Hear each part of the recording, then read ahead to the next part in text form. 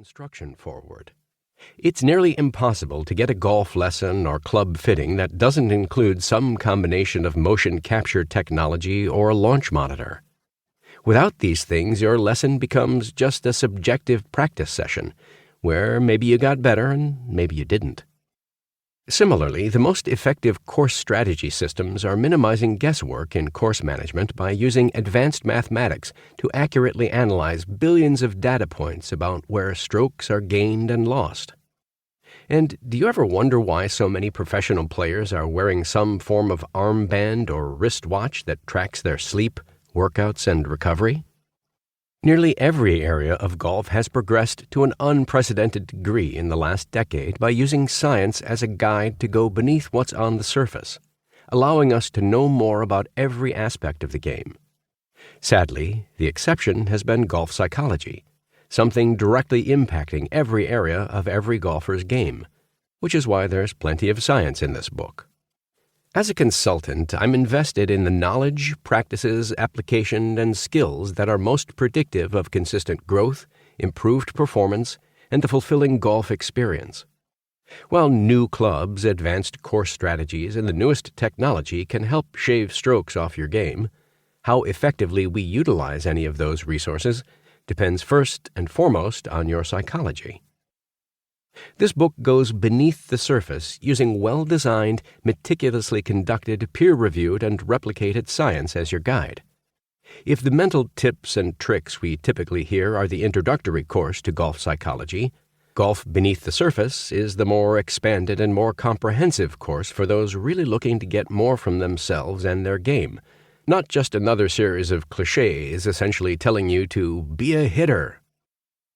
To organize all of this information, I will start by discussing the brain so that, as a listener, you have some foundational knowledge of how your brain works and how that relates to playing golf.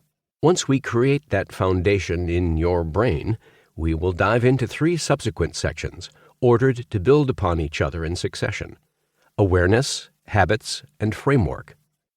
When these key areas are understood and consistently trained, they become the strongest psychological predictors of consistent performance and garner a more fulfilling relationship with playing and competing. The privacy and confidentiality of someone's mind, especially those of my clients, is something that I hold with great reverence and respect. To me, it's sacred space, so I will not be sharing the names of any of my clients. My job as a consultant is to help others understand their minds and train them to pursue the things they want, not to use their names for self-promotion or talk about their successes as if they are in any way my own. Thus, I will use only public information from some players and coaches and provide a few real-life examples from clients who have given me permission to use their experiences anonymously to illustrate a few topics. Much of the information offered in this book may be different from what you currently understand and might even be a little uncomfortable for you. Well, that's a good thing. There's no sense in wasting your time listening to the same surface-level information you already know that isn't challenging you to expand your understanding or empowering you to develop and use your ability. It is my hope that this book will be an informative and pragmatic guide for you to do just that. Section 1. Your Brain.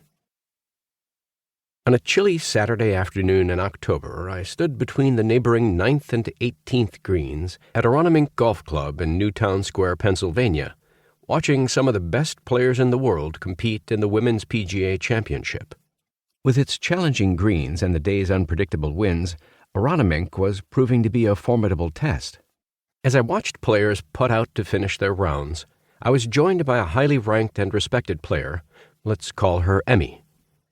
She had made the short walk from the nearby practice putting green to watch and support one of her friends, who had just hit a dazzling iron shot into the difficult 18th green and was sizing up a 20-foot putt for birdie.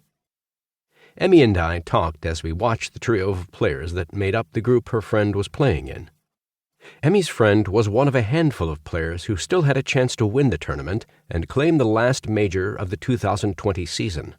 With a birdie, Emmy's friend could jump up the tightly contested leaderboard, bringing her within striking distance of the tournament leaders going into Sunday's final round. Since all but a few players had finished their rounds, To keep listening to this audiobook, I've left you a link in the description so you can do it, at no cost thanks to Audible's 30-day free trial.